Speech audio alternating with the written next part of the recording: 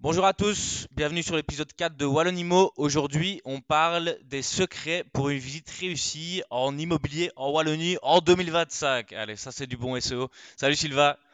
Salut Jonas, tu vas bien? Très bien, merci et toi? Ouais, super. Je suis vraiment content de te retrouver. On a tenté d'enregistrer un épisode la semaine dernière avec un nouvel invité qui venait nous expliquer l'acquisition de sa maison ainsi que ses travaux.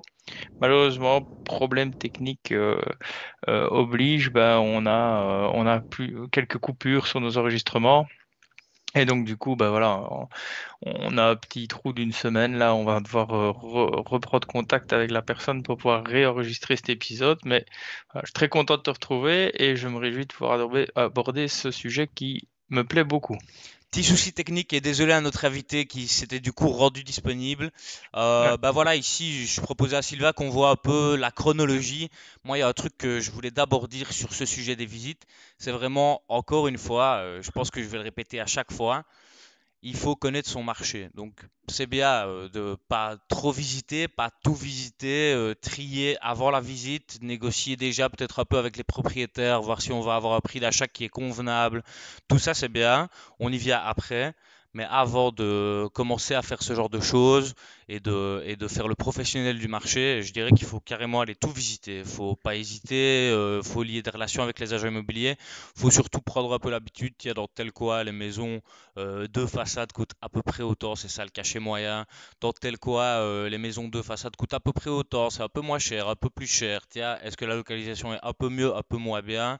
Une fois qu'on a fait le tour de tout son marché et qu'on a un peu tous ces éléments ancrés en nous, on va commencer à pouvoir comparer et repérer des affaires qui sont correctes ou pas correctes. Et là, alors vraiment, à préparer une bonne visite.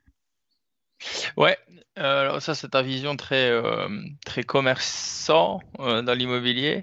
Moi je vais peut-être plutôt avoir une vision qui va être investisseur en bon père de famille. Mhm. Donc bah, bien sûr, je te rejoins sur le fait qu'il faut bien avoir une bonne connaissance de son marché. Ça c'est primordial.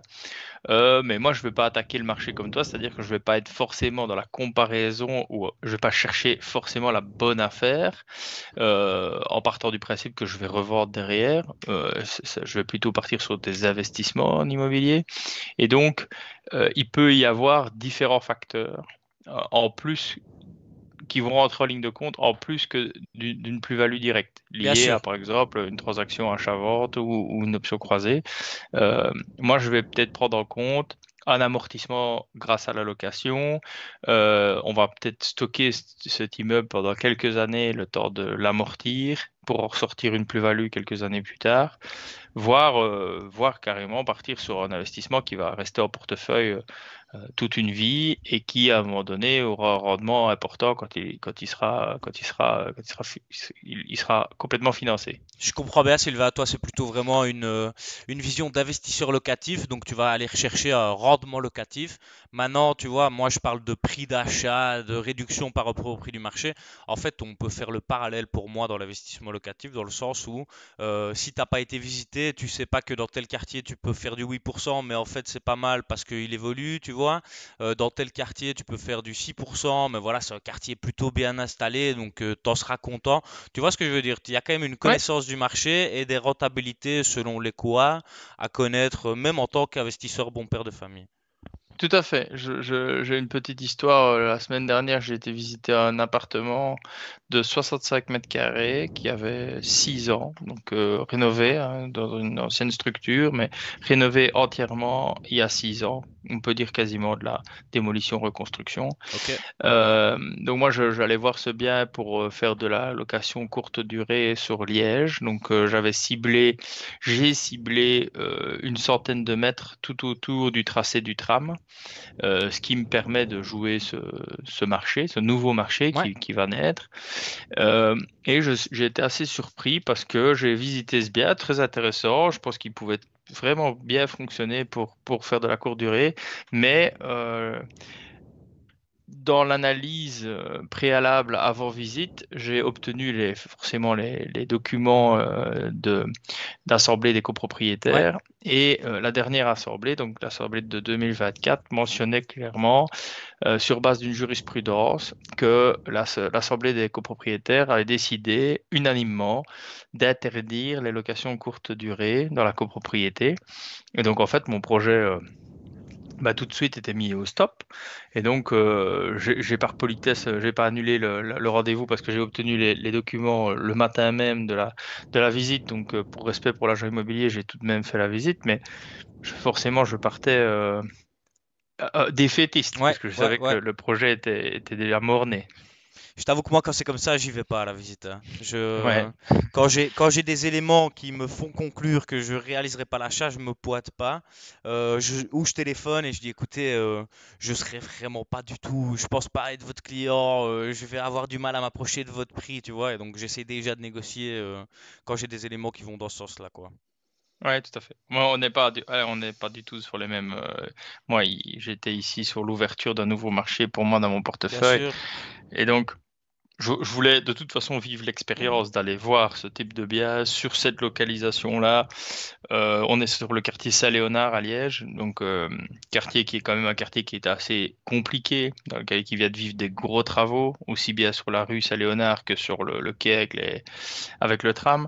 Donc je voulais vraiment aller voir, un peu sentir le terrain, hein. Mhm, mhm. D'ailleurs, j'ai été prendre un café juste avant la visite dans un bar rue Saint-Léonard. J'ai discuté avec la serveuse. Voilà, j'ai eu l'occasion de partager un petit peu avec les locaux qui étaient présents et de demander un petit peu si le quartier était en train de renaître, s'ils pensaient de l'arrivée du tram, est-ce que ça allait améliorer ou pas les communications avec le centre-ville, l'hypercentre. Et voilà, j'en ai tiré de très bonnes informations. Donc voilà, pour moi, j'esquipe un peu j'esquipe un peu le quartier. Je pense que je vais chercher sur d'autres quartiers liégeois desservis par le tram. Mais voilà, je suis très attentif à ça. Il y a eu une grosse correction sur les appartements à Liège Ouais, ces 18 derniers mois. Et donc, voilà. Et je pourrais peut-être préciser un petit peu les points sur lesquels je fais attention en copropriété liégeoise, parce qu'il y a vraiment des points auxquels il faut être attentif. Mais pour moi, il y a un intérêt, en tout cas actuellement, malgré que tu sais que je suis plutôt réticent à rentrer sur le marché immobilier actuellement. Mais sur ce marché-là, je pense qu'il y a une petite niche qui peut se dessiner. Ouais. je crois qu'on va commencer à avoir quelques ouvertures quand même dans les mois qui viennent. Maintenant, c'est intéressant qu'on parle copro parce que, en fait, tant qu'on parle visite, etc., c'est vrai qu'il y a pas mal de gens qui cherchent des appartes, dont toi, Sylvain. Ouais. Et ouais, en fait, il y a un gros truc, c'est que les copropriétés, c'est des assemblées, c'est des comptes, c'est des bilans à étudier, c'est des règles comme celles que tu énonçais tout à l'heure, Sylvain. Et la plupart des agents, ils connaissent pas. Les bilans, ils les ont même pas lus. Ils savent pas il y a combien de dettes, ils savent pas il y a combien de revenus, ils savent pas s'il y a des problèmes. Donc, si on achète un appart, il faut vraiment demander les derniers procès-verbaux des AG, le plus d'années possible en fait, pour essayer d'aller un peu suivre la vie de la copropriété au fil des années. Tiens, est-ce qu'il y a eu de conflits? Sur quel point il y a eu des conflits? Est-ce qu'il y a des points qui ont été relevés durant les AG? Bon, le syndic, il vous répondra probablement pas à vos questions. L'agent immobilier, il saura probablement pas, mais peut-être que les voisins ont quelques infos. Et déjà, dans les documents que vous pouvez réunir, après une bonne lecture, on a pas mal de choses. Ouais, si tu veux, je peux compléter, hein. Donc, on va parler de la visite d'un appartement, mais si tu veux, on va peut-être parler d'abord du cadre d'acquisition de la visite. Donc, comment est-ce qu'on recherche les biens qu'on va Ouais, visiter, toi et moi. Et puis, quand on reviendra sur la visite proprement dite, je ferai très bien. un petit encart sur l'appartement et la copropriété et ce qu'il faut vraiment, vraiment préciser dans ces recherches au niveau des appartements et des copropriétés. Donc, je vais commencer, hein. Acquisition d'une visite. Comment est-ce que je recherche mes biens et comment je décide de visiter ou pas le bien. Donc, moi, c'est assez simple. J'utilise bien sûr deux ImoWeb et une seconde chose, c'est je prends contact direct avec des gens qui seraient sensibles de vendre leur maison. Donc, ImoWeb, je fonctionne comment? J'ai quatre recherches permanentes sur un secteur donné, donc un secteur qui est proche de mon lieu de vie, qui me permet de me déplacer sur le chantier très rapidement en évitant les trajets longs et onéreux du coup, parce qu'ils doivent être nombreux à partir du moment où on décide d'avoir une partie rénovation. Donc je vais cibler vraiment les communes autour de chez moi, donc les marchés que je connais bien et où je sais qu'il y a un potentiel. Euh, et je vais avoir quatre recherches. Une recherche appartement, une recherche maison, une recherche terrain et une recherche immeuble de rapport. Et alors j'ai une recherche un peu plus large sur l'industrie. Donc quand vous avez sous recherche ImoWeb, il y a industrie, parce qu'il peut toujours avoir, un peu comme on voit pas mal en France, un beau bâtiment industriel qui serait en centre-ville, qui a été bien sûr depuis très longtemps plus utilisé en tant que bâtiment industriel, mais comme il se trouve en centre-ville, euh, les, les urbanismes ont tendance à laisser aller vers un projet d'habitation, de remise en ordre pour habitation. Donc là, il y a des belles affaires à faire parce qu'on est souvent sur de très grandes surfaces qu'il est possible de découper, il y a moyen de reconstruire à l'intérieur et de conserver uniquement l'enveloppe, voilà. Donc là, en termes de rénovation et de valorisation au mètre carré, il peut y avoir des belles choses à faire sur des bâtiments industriels. Donc ça, c'est vraiment mes cinq recherches, je veux dire mes quatre principales. Et, voilà. Et donc, je, j'ai en permanence une notification push, hein. Donc dès qu'un bien tombe, je le vois quasiment instantanément sur les quatre recherches. Et en fonction du mood, en fonction du marché, en fonction de ce qui peut être le plus rentable ou ce qui peut être le plus intéressant dans des périodes données, ben, je vais être plus attentif aux appartements, aux maisons ou au terrain, quoi. Voilà. Ça, c'est vraiment la manière, 85% des visites que je fais, je les acquiers comme ça. Et la deuxième manière qui est plus minime, mais qui marche assez bien, j'ai encore eu le cas, ça a pris du temps, ça a pris presque 18 mois avant qu'on me revienne, mais voilà, j'avais une maison dans le village où je vis qui me plaisait beaucoup, qui nous plaisait beaucoup, et j'ai un jour vu la dame qui nettoyait sa devanture, je me suis arrêté, j'ai commencé à discuter, puis je lui ai dit très sincèrement, voilà, votre maison, depuis qu'on habite dans le village, nous plaît. Si un jour vous souhaitez vendre, je vous laisse ma carte. N'hésitez pas à me contacter. Et donc, ça a pris 18 mois, mais 18 mois plus tard, j'ai été le premier à visiter, ou je pense quasiment le premier, à visiter le bien avant la mise en vente par agence et tout team. Donc, arrivé sur le marché, donc avec un prix ici qui était une valorisation faite par le notaire de la famille qui vendait. Ça, c'est qui tout double, hein. Ouais, alors La ici c'était valorisation du plus. notaire, c'est qui tout double. C'était pas bon. Enfin, c'était pas bon. Et d'ailleurs, le bien est toujours en vente. Je Ok. pense que c'était beaucoup trop surévalué. La preuve, c'est que le bien stagne, hein. C'est un très très beau bien, mais beaucoup trop cher. Donc, voilà, malheureusement, ça peut en train de griller le bien. Tant mieux pour Euh, toi.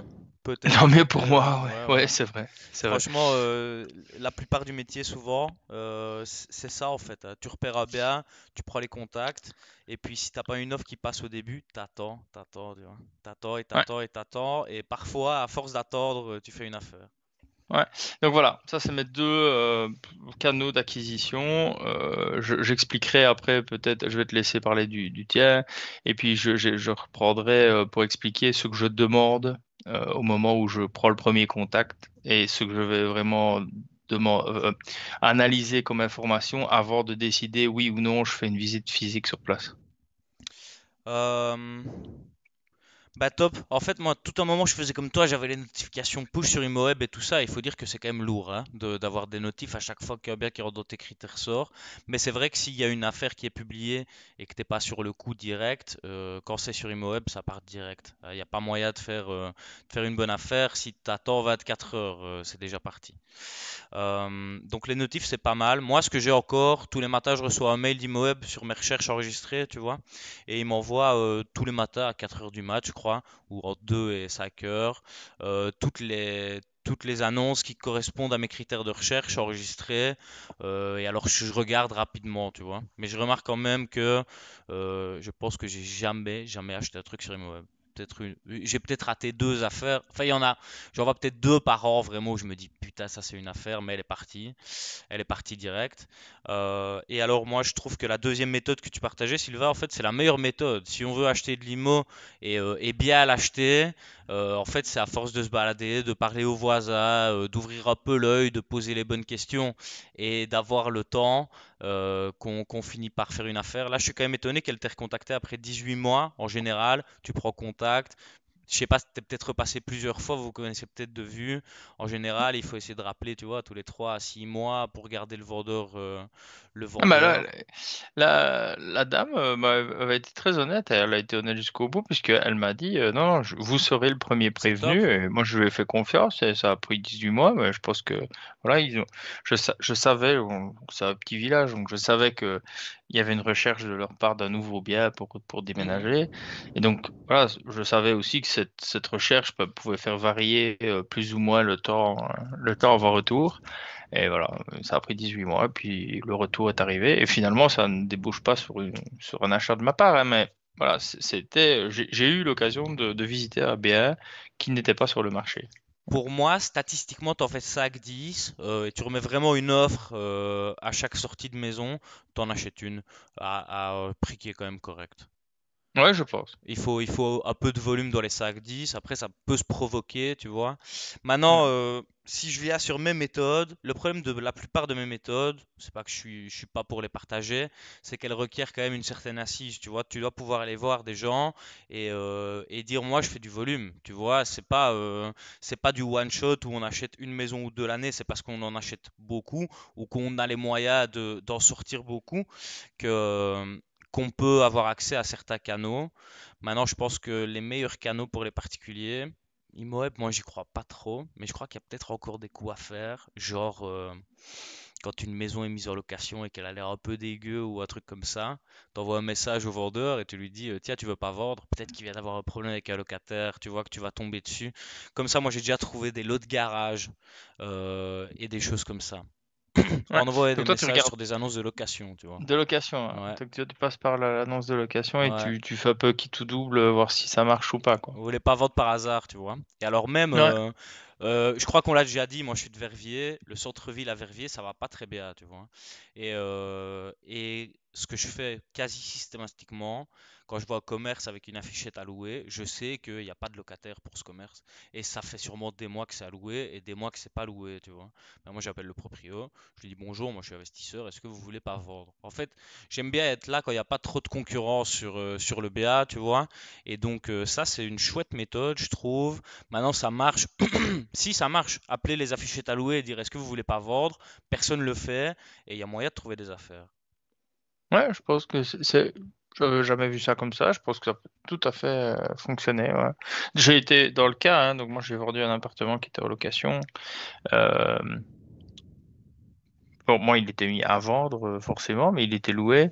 Et je t'avoue que c'était pour des soucis de location Ouais, que je vendais, quoi. Donc j'imagine que dans l'effet inverse, hein, comme tu dis, un changement de locataire, une situation qui s'est pas très bien passée, ça peut amener le propriétaire à au moins évaluer une offre qu'il recevrait et peut-être de se dire bon j'arrête les frais, je prends mon capital et je sors quoi. Voilà. c'est ça. Bah oui, il y a pas mal. Voilà, c'est comment on dit en anglais, tired landlord ou quelque chose comme ça, propriétaire fatigué, quoi, tu vois.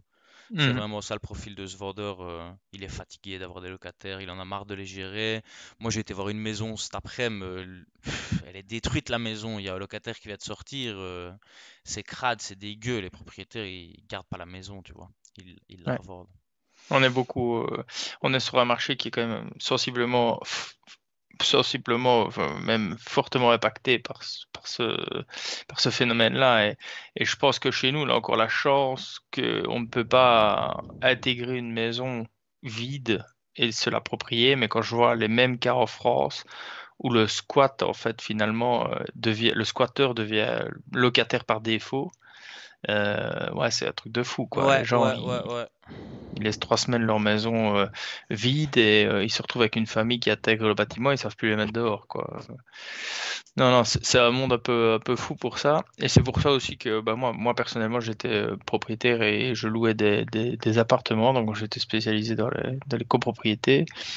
Mais j'ai arrêté en 2020. En 2020, j'ai vendu le dernier appartement et voilà, j'ai arrêté la location.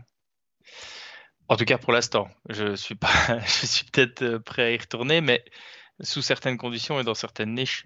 Voilà. On parlera commercial, Sylvain, de ces jours. Voilà.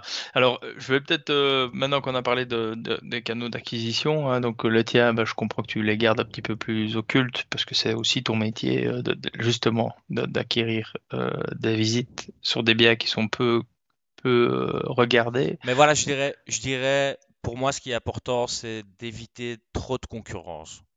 Ah, c'est ça. Donc, même si on fait des visites avec des agents, il faut essayer de toucher les biens quand ils sont pas encore mis sur le marché, mais pas non plus se laisser avoir par l'engouement. Attention, off-market, ça veut pas dire bonne affaire, tu vois. On me propose tous les jours des affaires off-market qui sont beaucoup trop chères, tu vois. Il y a une erreur Ouais, que les c'est gens font souvent, c'est tiens, c'est pas sur le marché, ça doit être pas cher. Non, c'est pas vrai. Il faut quand même pas oublier qu'il y a un prix du marché et qu'il faut rester compétitif. Mais essayer de pas avoir 15 personnes, que ça joue pas aux enchères, c'est l'idéal. ouais, et puis moi je regardais enfin, du temps où je cherchais hein, vraiment intensivement les biens, moi je regardais le profil vendeur parce qu'en fait, qu'il soit on market ou off market, c'est un peu comme acheter quelque chose sur seconde main. Si tu veux faire une bonne affaire sur seconde main ou sur un site de vente d'objets d'occasion, tu dois acheter à quelqu'un qui ne connaît pas son objet. Si la personne n'a pas connaissance de la valeur de l'objet qu'elle vend, elle va toujours le vendre au mauvais prix. Elle va le vendre sous le prix de ce que ça, la valeur de ce que vaut son objet ou son bien. Et donc, en fait, moi, j'ai été très sensible à regarder le profil du vendeur. Donc, moi, par exemple, j'ai eu l'occasion d'acheter un bien à une personne qui avait besoin de cash rapidement, qui développait un très très beau projet d'ailleurs, qui maintenant est actif et j'étais très content d'avoir participé à ce projet en ayant acheté Top. son bien. Mais cette personne avait besoin de cash rapidement. Parler d'un développement d'un médicament. Et donc, bah forcément, ça a joué, quoi. Ça a joué dans la transaction. Est-ce que tu dirais qu'il n'était pas au courant de la valeur de son bien, ou plutôt que sa situation l'a amené à accepter la décote Ouais, que tu lui as bah voilà, opérée?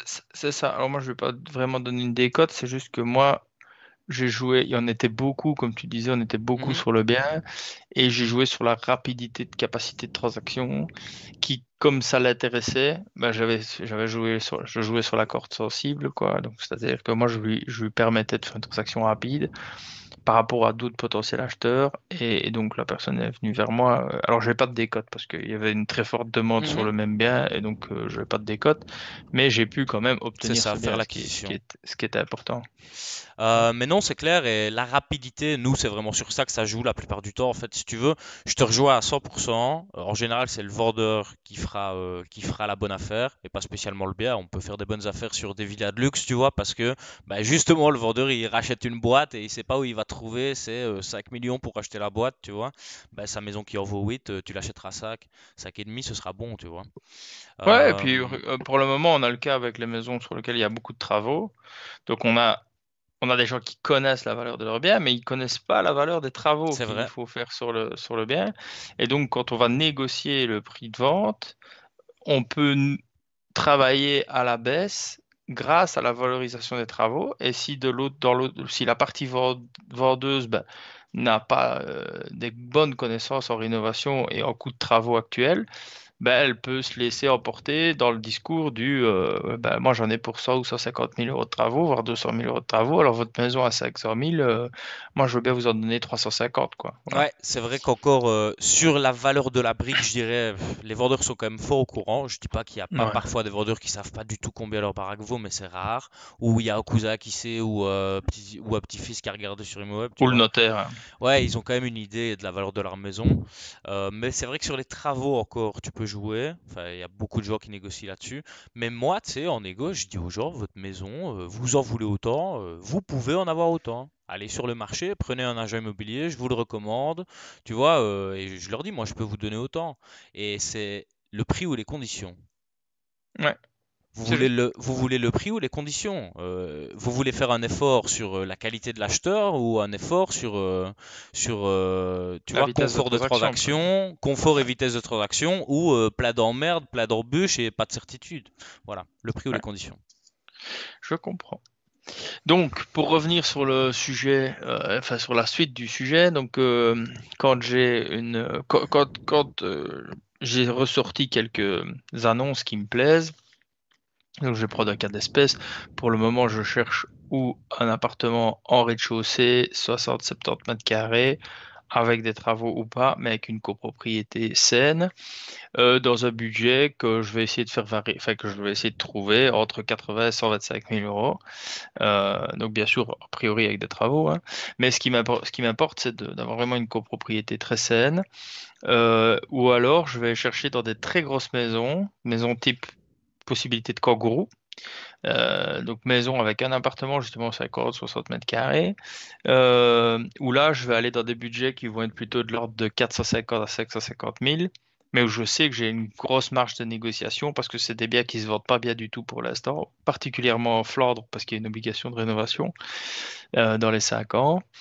Et donc là, il y a vraiment une marge de négociation importante de l'ordre de plusieurs dizaines, voire même une centaine de milliers d'euros, parce qu'il y a des gros travaux à réaliser. Donc voilà, ça c'est les deux thèmes actuellement dans ma recherche. Et donc quand j'ai sorti une annonce, qu'est-ce que je fais? La première chose que je fais, ben, c'est je contacte le vendeur, qu'il soit agence ou particulier, et je vais demander à ce qu'on m'envoie par email le dossier qui est constitué. En règle générale, bah, c'est quand même beaucoup des agences, hein, maintenant, il y a de moins en moins de vendeurs C'est particuliers clair. sur le web. Donc je reçois le dossier, je fais la recherche cadastrale, donc je regarde comment est cadastré le terrain, s'il n'y a pas de construction en dehors de la zone de construction, voilà. Je regarde l'année du bien. Je regarde très, très important, je regarde l'orientation. C'est vraiment le point quasiment numéro un. C'est que si le bien est pas orienté sud-sud-ouest, je passe parce que c'est vraiment très important pour moi, étant donné que je valorise dans ma rénovation l'exposition du bâtiment. Ok. Et, et donc, ça, c'est vraiment un des points le plus important. Et puis alors, bah, je vais commencer à regarder l'année de construction, très important. J'essaye d'éviter les années 70-90 sous certaines conditions, parce qu'il y a des techniques de construction qui amènent pas mal de soucis aux rénovations. Et puis quand j'ai toutes ces infos et que le bien finalement me plaît, rentre dans les critères de ce que je recherche, je recontacte l'agence et je demande une visite physique sur place, quoi. Ok, donc tu fais un screening sur ImoWeb en général, et puis quand tu reçois le dossier, tu analyses, tu planifies une visite. Ouais, c'est ça. Alors bien sûr les points donc je vais pas le soulever mais qui me semble normal, c'est le cadastre, hein. Mais a priori Sur 4 GIS. ouais, bah, c'est surtout pour savoir le montant Ah, le revenu cadastral. d'enregistrement, voilà, Ouais, revenu ouais, ouais, ouais, cadastral, ouais. hein. Mais bon, ici, a priori, c'est toujours qu'à 16% de frais puisqu'il s'agit d'investissement. Euh, donc voilà, c'est tous ces petits détails-là. Je fais très attention aussi aux pollutions des sols Ouais. et aux citernes. Parce que sur les bâtiments années 70, 80, début 90, on peut avoir des citernes de plus de 3000 litres. Euh, donc il faut qu'elles aient une réception. Je fais très attention aux citernes enterrées aussi, parce qu'il y a des années où on enterrait les citernes sans système de protection, et donc elles peuvent se détériorer dans le sol et amener une pollution des sols. Et donc là, on est parti, hein, pour la gloire au niveau des coûts de dépollution des sols. Donc voilà, c'est quand même pas mal de petits pièges, enfin de petits ou même de gros pièges, qu'on peut éviter dès l'analyse des documents, quoi. Et alors tout ça, c'est public. Vous pouvez aller voir aussi, il y a le site de la BDES où on peut aller voir si... Bon, la BDES, c'est incomplet malheureusement, hein, mais il y a quand même des parcelles qui ont été relevées. Au niveau de la pollution des sols, je pense aussi regarder un peu le nom des rues avoisinantes, tu vois. Si tu achètes une maison, je sais pas moi, rue des Hauts-Fourneaux, bah, à mon avis, ton terrain, il sera sûrement pollué, tu vois. Donc voilà, regardez un peu les noms des rues avoisinantes, l'historique du quartier. Je pense que tu soulèves un point très important, Sylvain, en parlant de pollution de sol. On fait pas encore si attention que ça, mais ça viendra, donc il vaut mieux être prudent. Il y a 15 ans, on faisait pas si attention que ça aux infractions urbanistiques. Non, bah, c'est certain. Mm, mm, mm. Il y a plein de choses qui sont en train de se relever, et puis bah, on l'a vu, hein, sur 3 ans ici, tout le monde s'en foutait, pour le dire platement, tout le monde s'en foutait du PEB. On sait que c'est une mafia terrible, les certificats PEB, hein, ce qu'on appelait certificats PEB pour les ventes. Donc je te Mhm. parle de la période 2010-2018, quoi. Ou pour une cinquantaine, ou une soixantaine, ou une centaine d'euros, tu avais un certificat qui raconte à peu près tout et n'importe quoi. Et puis on a eu vraiment l'arrivée des auditeurs, l'envie de rénover énergétiquement les bâtiments. Et puis ça se met en place, tout le mécanisme se met en place. Et puis maintenant, critère numéro un, analysé par l'acheteur lambda, c'est l'énergie du bâtiment. Voilà. Donc, il faut pas, La lettre voilà, du label PEB. c'est ça. Il faut pas beaucoup d'années pour que de nouveaux critères passent de secondaires, voire absents, à primordiaux, quoi. Donc ici, tu auras sûrement dans le futur les interdictions de location pour mauvais PEB, ça va sûrement nous tomber dessus. Certificat amiante, ça va nous tomber dessus. Et ça, l'amiante, Euh, un on... exemple, location courte durée interdite par par une copropriété ou Ouais. interdite par. Je prends un autre cas, les gîtes. Pendant un moment, j'ai pas mal filtré les gîtes sur la région Stavelot, voilà, toute cette région-là où le nord des Ardennes. Bah, il y a pas mal de communes qui ont stoppé, enfin, qui ne donnent plus de nouvelles autorisations de gîtes si tu n'habites pas sur place pour gérer tes locataires. Donc Hmm. en fait, ils ne veulent plus des boîtes à clés avec le locataire qui arrive le vendredi, qui ouvre lui-même le gîte, qui repart le dimanche et il n'y a pas de propriétaire sur place, il se passe quoi que ce soit au niveau de tapage nocturne, dérangement du voisinage. La commune n'a pas contact direct avec le propriétaire, parce qu'en règle générale, c'est un Hollandais qui place son pognon Ouais. en province du Luxembourg. Euh, et donc tout ça, les communes ont mis un gros halte là. Et donc quand tu te lances sur un projet où tu calcules ton rendement sur base d'une location par week-end et non pas une location annuelle, type location de vie, ben ça change tout. Ça change tout parce que tu n'as pas encore démarré ton projet, tu sais que ça va pas fonctionner, quoi. Tu vas pas arriver à ton point. Donc voilà, très important. Et donc, je rappelle ça pour ceux qui seraient intéressés de se lancer dans ces choses-là. C'est déjà pas mal de soucis qu'on sait se relever à l'analyse administrative, Ouais. quoi. Dans l'analyse administrative. On n'est pas encore fait de visite, on ne s'est pas encore engagé financièrement ou quoi que ce soit. On fait une analyse administrative pointue, profonde, et on remarque qu'il y a déjà un paquet de biens qui vont être filtrés, quoi. Et tant qu'on parle gîte et analyse administrative, pareil, un petit coup de fil à l'urbanisme de la commune où le bien se trouve, parce que même ça, les agents IMO ne le font pas toujours et pas systématiquement. Donc des fois, on annonce 3 appartes, 4 appartes, mais l'urba, peut-être pour lui, c'est une maison unifamiliale ou c'est pas forcément autant d'appartements. Donc on sonne à l'urba, on explique qu'on est un particulier, parce que maintenant, ils sont pas toujours pour donner les infos non plus. Mais si on explique qu'on est un particulier et qu'on tombe sur quelqu'un de sympa, normalement, il donnera quand même l'info de dire, tiens, voilà, ici, s'il y a un grand terrain, est-ce qu'on peut construire sur le côté du terrain? Parce qu'évidemment, le terrain vaut pas la même chose s'il est constructible. Est-ce que les appartements sont conformes? Voilà, donc allez se renseigner au niveau de l'urbanisme. C'est ça. C'est ça. Donc, c'est comme ça que moi je filtre mes annonces. Et toi, comment est-ce que tu filtres avant de vraiment faire une visite Ouais, physique sur place? donc moi, quand même, une partie de mon travail, c'est d'esquiver les visites. Ah, donc si je vais tout visiter, je m'en sors pas, donc je dois vraiment filtrer pour aller voir ce qui est vraiment intéressant. Euh, moi, Donc, du coup, toi, l'analyse administrative, c'est vraiment le gros de ton boulot. Ah oui, c'est clair. Mais encore, ouais. Moi, c'est plutôt encore l'administratif, ça m'inquiète pas trop.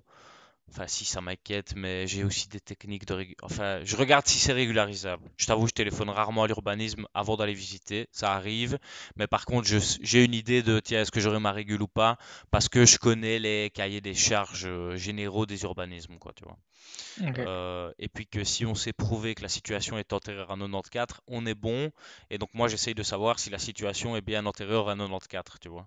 Et si Ouais. j'aurais les éléments nécessaires pour le prouver, mais je suis pas sûr qu'il faut envoyer le particulier jouer à ça. Il vaut peut-être mieux passer un Non, petit non, coup de bien fil sûr. à son urbanisme. Moi, je reprends une mesure sur 4 GIS ou sur Wallon Map parce que je crois pas ce qu'on me raconte sur l'annonce, hein. Des fois, c'est 100 mètres, il y en a 300 et des fois, c'est 300, il y en a 100. Donc, je vais sur 4 GIS sur Wallon Map reprendre une mesure par satellite pour vérifier que les superficies sont les bonnes. Ou si je les ai pas, les prendre à ce moment-là. Je regarde le plan de secteur, si on parle de constructible et que je suis pas sûr. Ça aussi, c'est disponible sur Wallon Map. Et je remets une offre. Ok. Je remets une offre avant d'aller visiter. Je remets pas une offre ferme, mais par contre, voilà, je demande le prix que les vendeurs souhaitent et je leur donne la tranche dans laquelle je vais me trouver. Parce que je le sais, j'ai des photos, j'ai des trucs, j'ai fait mon analyse, tu vois, de prix au mètre carré dans la région, on a des poids de comparaison. J'appelle deux, trois professionnels quand je suis pas sûr de mon coût, parce que j'ai des professionnels partout, tu vois, donc j'ai une éval quand je suis pas sûr de mon coût, mais à force, on connaît tous les quoi. Et donc je remets une tranche de prix au propriétaire avant d'aller. S'il dit ça peut aller, on planifie une visite. Ok. Ok. Et quand donc du coup, toi, la partie visite, pour parler un peu de ça à ton niveau, la partie visite, c'est plus de la confirmation, quoi. C'est ça, c'est ça. Moi je sais que je viens pour remettre dans telle tranche et le vendeur comprend bien que je viens juste vérifier les montants des travaux, tu vois. Et alors parfois il y a une petite renégo sur place. Ça dépend de ce qu'on trouve évidemment. Ouais. Donc, quand tu dis que tu parles montant des travaux, donc ta vision au moment quand tu vas faire ta visite, tu regardes quoi exactement? Je vais parler de moi, je vais expliquer ce que moi je regarde, mais toi, quand tu vas sur place, en sachant que toi, comme on l'a dit, t'es plutôt sur une acquisition en masse, hein, une grande quantité d'acquisition Mhm. d'opportunités, d'achat. Tu fais une grosse analyse à distance du bien, tu proposes déjà une tranche sur laquelle tu pourrais te positionner, et si ça match, tu vas sur place. Quand tu vas sur place, tu regardes à quoi exactement?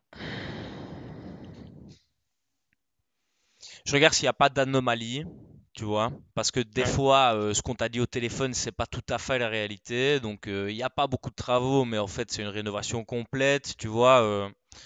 Excuse-moi. Donc, je regarde qu'il n'y ait pas d'anomalie par rapport à ce qu'on m'a déclaré.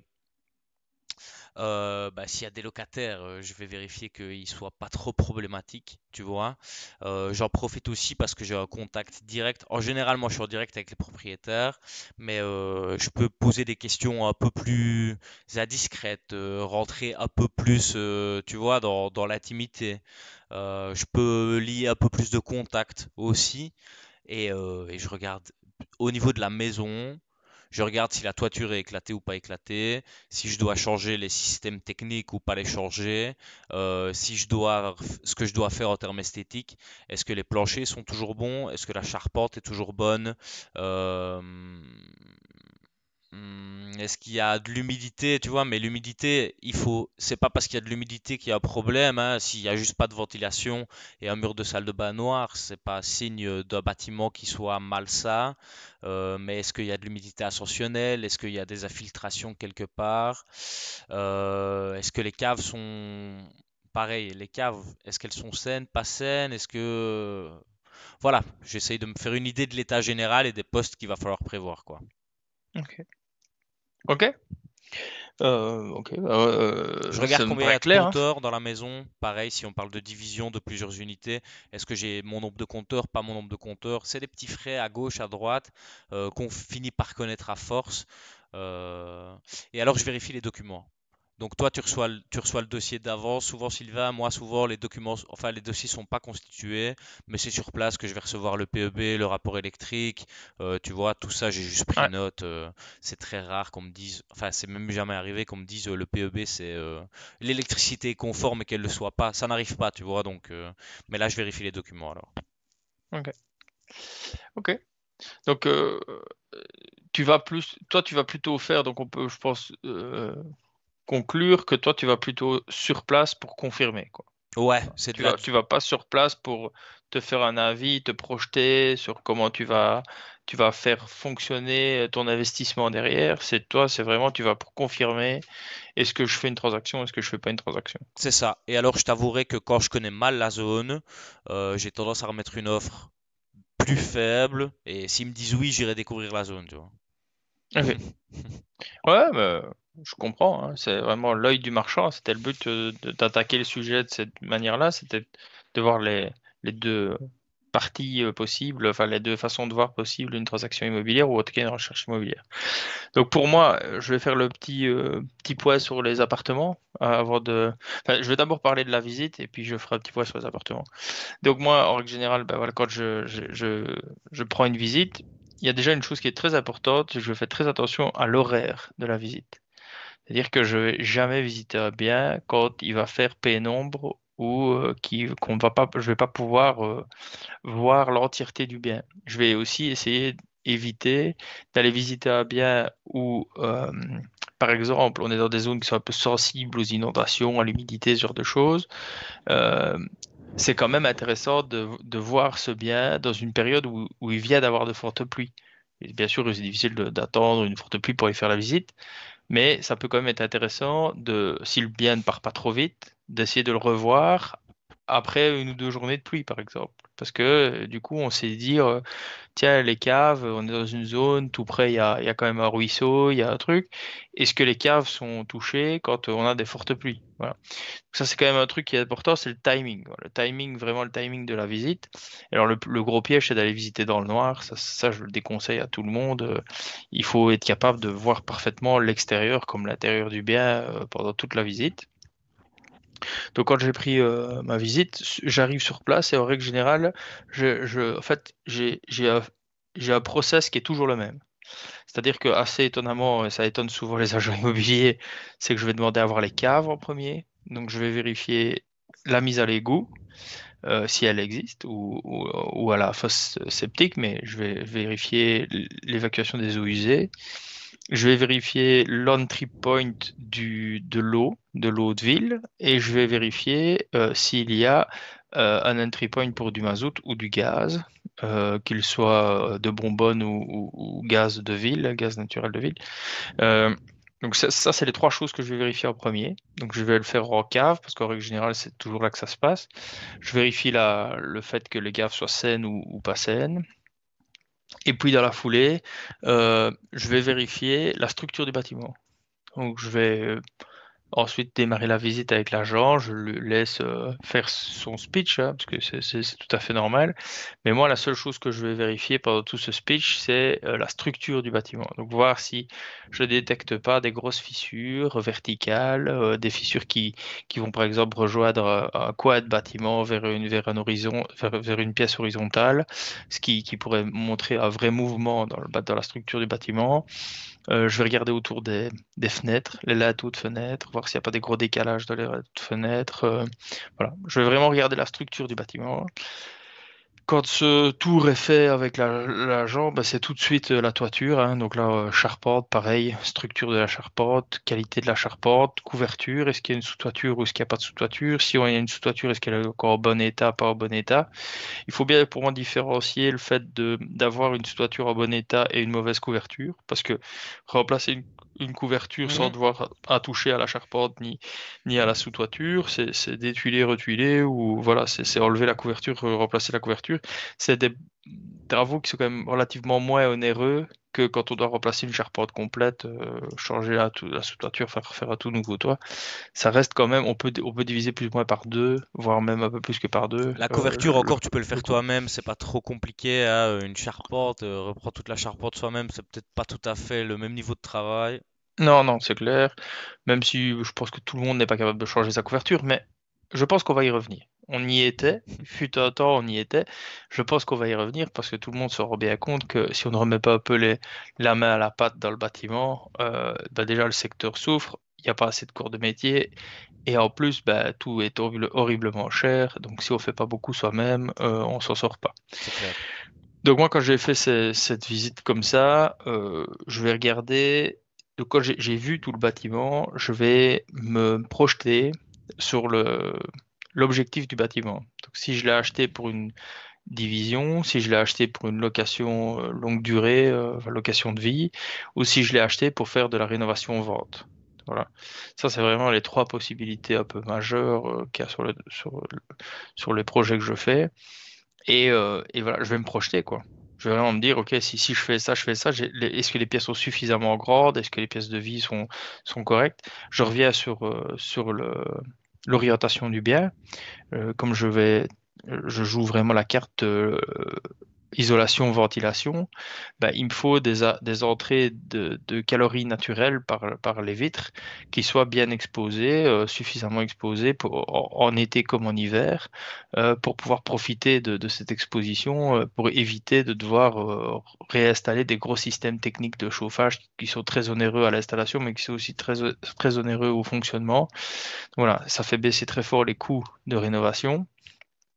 Et puis en plus, on est sur des bâtiments qui après ont une meilleure, je pense, vont avoir une meilleure vie dans le temps et seront plus à jour plus longtemps. Puisque voilà, à partir du moment où il n'y a pas besoin de chauffer un bâtiment, je pense qu'il peut avoir une durée de vie qui est beaucoup moins limitée que quand on y appliquait un gros système de chauffage et pas d'isolation, pas de ventilation. Donc ça, c'est vraiment la suite de la visite. Et puis alors les questions d'usage, quoi. Est-ce que les personnes ont déjà eu des soucis d'humidité? Est-ce que les personnes ont quelque chose à signaler de spécifique? Voilà, en règle générale, c'est ça. Et puis alors maintenant, pour préciser un peu sur les appartements, donc quand je fais une visite d'appartement, ben là, c'est clair que il y a des pièges à ne surtout pas, dans lesquels il faut surtout pas tomber. Donc il y a deux fonds quand on achète un appartement. Il y a ce qu'on appelle le fonds de réserve et le fonds de roulement. Donc le fonds de roulement, c'est comme votre compte à vue, quoi. C'est-à-dire que on l'alimente régulièrement, donc tous les trimestres ou tous les mois, hein, et grâce à ce fonds de roulement, le gestionnaire de l'immeuble va payer les traites de gaz, d'eau, d'électricité en fonction de la société de nettoyage, la société d'entretien des ascenseurs, voilà. Et tous les trimestres, en règle générale, on va aussi avoir un appel extraordinaire, donc un appel de fonds qui va alimenter le fonds de réserve. Et le fonds de réserve, c'est le fonds sur lequel on va aller chercher l'argent quand il s'agit de faire des travaux structurels, des travaux importants. Ils peuvent être structurels, mais ils peuvent être aussi d'ordre esthétique. Mais on va parler de travaux conséquents, quoi, qui ne sont pas de l'ordre du roulement. C'est un peu c'est un peu le compte épargne du bâtiment. Et donc, quand on fait une visite d'appartement qui est en copropriété, bah, c'est clairement ce qu'il faut regarder. Comme on l'a dit, il faut regarder les assemblées générales, voir un peu plutôt le comportement, hein, de l'immeuble, voir si les, les propriétaires s'entendent bien, si tout ce qui est voté à l'unanimité, ou s'il y a plutôt chaque fois 55% des propriétaires qui disent oui, 45% qui disent non. Et là, surtout dans des copropriétés où on voit que toute avancée est un vrai problème, hein. Donc ça, c'est la première chose. Et puis la deuxième chose, c'est la partie financière de la copropriété. Et là, ben, comme je disais, il faut vraiment vérifier à ce que le fonds de réserve, en fonction de l'âge de la copropriété et de sa qualité, si ce fonds de réserve est suffisamment alimenté. Donc, pour vous donner un ordre d'idée, sur la résidence Liège-Ardennes, qui est dans le top 5 des plus grosses résidences de Liège et qui est malheureusement pour elle dans le top 3 des plus énergivores, quand j'y suis rentré, il y avait un fonds de réserve qui devait être de l'ordre, à ce moment-là, d'un demi-million d'euros. Mais il faut savoir Pour combien aussi que d'appart? 80, je crois, Ok, 80, ok, 85 ok. appartements, même un peu plus, je crois que c'était une centaine avec les studios. Euh, mais il faut savoir que la rénovation des façades et des terrasses, ça coûtait de l'ordre de 300 000 euros. Donc ça avait pris euh, un bon deux tiers du fonds de réserve qui avait été alimenté pendant plusieurs années pour rénover la façade du bâtiment et les terrasses et les étanchéités de terrasses. Je l'ai quitté, mais je sais aussi il allait arriver le moment de refaire les toitures, les étanchéités de toiture et l'isolation de la toiture, et qu'on allait encore une fois être sur un travail qui allait coûter de l'ordre de 250, 300, 400 000 euros, quoi. Donc, si vous rentrez dans un investissement en appartement sur une grosse copropriété dans une ville, dans un hypercentre, et que le fonds de réserve est à zéro, il vaut mieux que le bâtiment vienne d'être rénové. Parce que si c'est un vieux bâtiment et que ce fonds de réserve n'est pas alimenté ou sous-alimenté, il faut bien s'attendre à devoir à un moment donné sortir un cachet exceptionnel important. À savoir que, pour l'avoir déjà vécu, quand il se passe quelque chose dans une copropriété et qu'on doit engager un gros budget d'un coup et que le fonds de réserve n'est pas suffisamment alimenté pour payer ce travail, on fait un appel extraordinaire de fonds et ça peut représenter plusieurs milliers, voire dizaines de milliers d'euros par propriétaire si on n'a pas anticipé ces travaux-là. Donc, vous pouvez acheter un appartement à 100 000 euros, être très content de votre acquisition, et puis 2 ans plus tard, on vient taper à votre porte et on vous dit, bah, il faut refaire le toit de l'immeuble, on a cotisé 100 000, mais il faut 1 million, il manque 900 000, tout le monde doit y aller de 15 000 euros de sa poche. Bah, finalement, votre acquisition, elle vous coûte pas ça, elle vous coûte 115, quoi, hein. Et Donc, ça peut être pire, hein, ça peut être 40, ça peut être ah 50. ouais, ça peut être Ouais, beaucoup ouais. d'argent. Et plus, forcément, plus la copropriété est grande, plus en règle générale les coûts sont grands, mais on a quand même un peu une économie d'échelle, c'est-à-dire que le fait d'être beaucoup dans la résidence, ben, on va diviser les frais par beaucoup. Il n'y a quand même qu'un seul toit. Il est très grand le toit, mais on divise par 80 ou par 90 ou par 100 propriétaires ou quantité. Que quand vous êtes dans un immeuble de 3 appartements avec une toute petite copropriété ou une copropriété qui est faite par les 3 propriétaires, donc il n'y a pas spécialement de syndicat d'immeuble, ben, quand le toit est à changer, il faut 60 000 euros pour le toit, ben, il y a 3 appartements, c'est 20 000 20 000 chaque appartement. Ouais, ouais, ouais. Et il n'y a personne qui le gère pour vous, le dossier. C'est-à-dire que c'est entre propriétaires qu'il faut s'arranger, il faut se mettre d'accord, il faut trouver la bonne entreprise. Donc voilà, c'est toutes des choses qu'il faut prendre, il faut faire extrêmement attention quand on achète un appartement. Il ne s'agit pas que de la petite coquille dans l'ensemble, il s'agit de bien analyser l'ensemble et la coquille, quoi. Pareil, si on a des châssis simple vitrage, tu vois, on aime bien changer les châssis quand on achète un truc, que toute la copro est encore en châssis pareil, c'est pas gagné de pouvoir changer uniquement ces châssis. Si vous voyez qu'il y a déjà quelques copropriétaires qui sont passés à du PVC double vitrage génération plus récente, il est fort probable que vous puissiez changer vos châssis. Donc ouais, faire attention aux travaux que vous pouvez vous-même faire de transformation dans l'appartement aussi. Tout n'est pas autorisé, hein.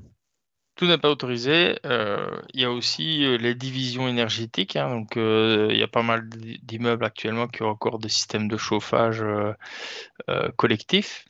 Et donc, bah, quand on veut intervenir sur ce système de chauffage, il faut mettre à l'arrêt tout le système pour pouvoir intervenir dessus. Alors, il y a des systèmes, il y a des techniques pour geler les tuyaux, par exemple, là, qui permettent d'intervenir sur des radiateurs en créant des bouchons de glace avant et après le radiateur qui permettent d'intervenir. Moi, bien sûr, je savais pas ça à 18 ans quand j'ai commencé, mais je l'ai appris parce que j'ai dû le faire. Et alors Ok. là, c'est très intéressant. C'est vraiment quelque chose qu'il faut savoir, c'est qu'il y a que quelques entreprises qui sont spécialisées dans ce genre d'intervention. Et forcément, quand elles sont un peu monopolistiques dans les grandes villes, ben, bien sûr, elles se font plaisir sur les tarifs, quoi, hein. Donc, euh, tous les travaux ne sont pas simples à faire dans une résidence. Et des fois, on a l'impression qu'on fait une bonne affaire quand on rentre dans un appartement, on achète un appartement en résidence. Mais vraiment, je tiens à appuyer sur ce sujet qu'il faut ou se faire aider, ou prendre le temps de bien comprendre le fonctionnement d'une copropriété, une grosse copropriété, de bien se renseigner, de bien lire les PV d'Assemblée générale, de bien regarder les comptes, voir si les comptes sont bien accordés par le commissaire aux comptes. Donc chaque année, il y a un ou plusieurs commissaires aux comptes en fonction de la taille de la résidence. Et il faut que cette commission des comptes soit bien réalisée, que quand elle soulève des points, qu'ils soient traités en assemblée générale, qu'on passe pas juste au-dessus et qu'on dise OK, ça c'est à la commission de régler. Non, non. Quand il y a un problème dans les comptes, l'assemblée générale doit s'en saisir et doit traiter de ça en assemblée générale. Donc c'est vraiment important de regarder tout ça. Quelques points supplémentaires sur la phase visite, mais ouais, c'est vrai que les copros, malheureusement, c'est trop peu regardé et il faut vraiment, vraiment faire attention. Euh, il faut se rendre compte que souvent, c'est nous le pigeon qu'on cherche quand on est acheteur et qu'on va visiter. L'agent immobilier, il est côté vendeur et le vendeur, il est côté vendeur. Les mecs, ils veulent nous refiler un immeuble, le vendre le mieux possible et ils vont nous raconter ce qu'il faut. Bon, j'exagère, les agents immobiliers ont un code de déontologie qu'ils suivent normalement à la lettre. Mais il faut faire attention. C'est quand même des commerciaux professionnels qui ont appris des techniques de commerciaux professionnels pour vous refiler la marchandise qu'ils ont. Et donc, c'est votre œil objectif qui doit primer et que vous devez travailler. Et alors, C'est juste. quand on sait pas, il faut compter que c'est la mauvaise option. Donc, si vous savez pas si la chaudière est morte ou bien, la chaudière est morte. Si vous savez pas si c'est isolé ou pas isolé, c'est pas isolé. Si vous savez pas si l'égout va à la rivière derrière ou à la rue, ben, l'égout va à la rivière derrière. Il vaut mieux budgétiser dans le mauvais sens que penser que ça ira. Ouais, et puis il y a donc de plus en plus, je vais peut-être faire un peu ma publicité pour une fois, mais il y a de plus en plus de gens maintenant qui louent leurs services pour analyser des biens quand on veut être acheteur. Parce que il existe des agents immobiliers pour vendre des biens, mais il n'existe pas d'agents immobiliers pour acheter des biens. Et donc l'acheteur est souvent seul dans dans son problème, devant son problème, dans sa situation, et hormis la famille, il y a peu de gens, en règle générale, famille, amis, pour l'aider. Ben, moi, je fais un peu ma pub pour le coup. Moi, Tu je me fais suis bien, Sylvain. spécialisé là-dedans. Donc, j'accompagne les gens avant achat également. Donc, je prends le temps d'aller avec eux, visiter le bien qui les intéresse, faire une analyse approfondie, leur soulever les points à soulever. Et en fonction de leurs besoins, on fait souvent une petite réunion qui me permet de bien cadrer le projet. Et je peux leur donner déjà une bonne idée des obstacles qu'ils vont rencontrer, les coûts que peuvent représenter ces obstacles pour arriver à l'objectif. Alors l'objectif, c'est pas toujours de rénover complètement le bien et tout ça, c'est juste des fois d'intégrer la maison. Mais des fois, on a l'impression que c'est une maison voilà, on donne deux coups de peinture, on peut y rentrer. Et puis finalement, quand on analyse un peu le bien, bah, c'est un bien des années 70 avec une grosse chaudière, il n'y a pas d'isolation. Et puis on sait que moi, je peux facilement dire aux gens que voilà, pour avoir une vie décente, ils vont user 3 4 000 litres de mazout sur une année. Euh, et donc, du coup, ça représente des énormes budgets de fonctionnement et qu'il vaut peut-être mieux se tourner vers un autre bien ou envisager des rénovations dès l'entrée dans le bien. Voilà, moi, c'est ce que je fais. D'ailleurs, si quelqu'un est intéressé par ça, laissez un commentaire. Je me ferai plaisir de vous recontacter pour vous assister dans votre recherche, ou en tout cas dans votre analyse. Pour le coup, parfois quelques centaines d'euros, c'est mieux dépensé que des milliers, voire des dizaines de milliers dans un mauvais achat. Moi, je pense que c'est vraiment important, ouais, de se faire accompagner dans ce genre de choses si on n'a pas les connaissances nécessaires ou le temps de développer les connaissances nécessaires. C'est juste. C'est juste. Je pense qu'on a fait le tour, hein, Jonas. Bah écoute, Un épisode un peu long, hein, mais il y ouais, avait pas mal de choses à dire. Donc, voilà, une visite, ça se prépare et c'est le moment le plus important, hein. Je pense que c'est à l'achat qu'on a gagné ou on a perdu. Donc c'est vraiment, vraiment important de bien prévoir ça. On n'a pas trop parlé négo, mais peut-être que ça peut venir un autre jour, hein, les méthodes de négociation. ouais, je pense il y a encore beaucoup à dire là-dessus. Je pense que ça, c'est intéressant peut-être. Euh, on pourra peut-être aborder le sujet de comment euh, valoriser correctement un bien Mhm. quand on est acheteur. Et quand on a valorisé ce bien, ben, comment est-ce qu'on peut rapprocher le prix du vendeur vers le prix que nous, on a valorisé en fonction de notre objectif. Et il y a peut-être des trucs et astuces à donner pour arriver à rapprocher ce prix vendeur du prix acheteur. Tu vas me voler mon marché, mais avec plaisir. J'ai pas de secret, moi. Je sais, mais je pense que c'est des sujets qui sont très, très Non, intéressants. c'est Ouais. clair. Il y a du marché pour tout le monde. Donc, C'est clair, le c'est but, clair. le but de Wallonimo, c'est clairement de donner un maximum de tips aux gens et le cas échéant, aider des auditeurs qui se sentiraient, qui auraient le besoin d'être aidés. Donc voilà, c'était clairement le but. Dites-nous si ça vous intéresse en commentaire d'ailleurs de faire peut-être une petite vidéo justement, oui, où on fait une analyse à distance. Alors là, Sylvain, on prend une Ouais, annonce ou c'est ça. l'autre, on en a déjà parlé, je pense. Une annonce ou Voilà, l'autre, on montre les outils qu'on utilise, etc. Dites-nous si ça peut vous intéresser. Je pense que ça peut être un chouette truc de montrer les outils en pratique justement. c'est ça. Allez, top. Sylvain, je te remercie pour ta participation. On va clôturer ici. Ça fait combien de temps? Quasi 1 heure, je pense. Ouais, on a un Euh, peu exagéré mais il y avait beaucoup de choses à Ouais, dire. 1 heure tout juste. On verra bien la rétention. Super. Les gars, comme d'habitude, si vous êtes venus jusqu'ici, déjà bravo. Un petit like, n'hésitez pas à vous abonner, nous laisser un commentaire avec vos avis. Et on se fera plaisir de tourner le prochain très bientôt. Salut tout le monde. Ouais, salut tout le monde.